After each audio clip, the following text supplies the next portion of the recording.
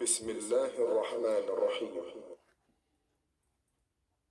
لو أنزلنا هذا القرآن على جبل لرأيته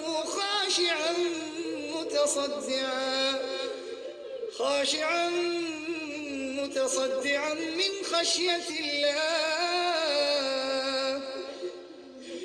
وتلك الأمثال نضربها للناس لعلهم يتفكرون।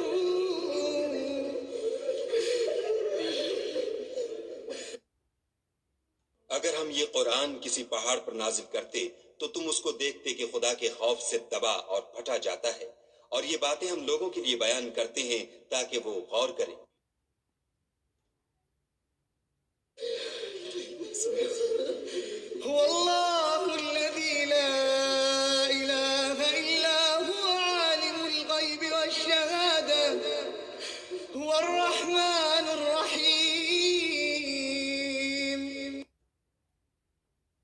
वही खुदा है जिसके सिवा कोई माबूद नहीं, पोशीदा और जाहिर का जानने वाला, वो बड़ा मेहरबान निहायत रहम वाला है।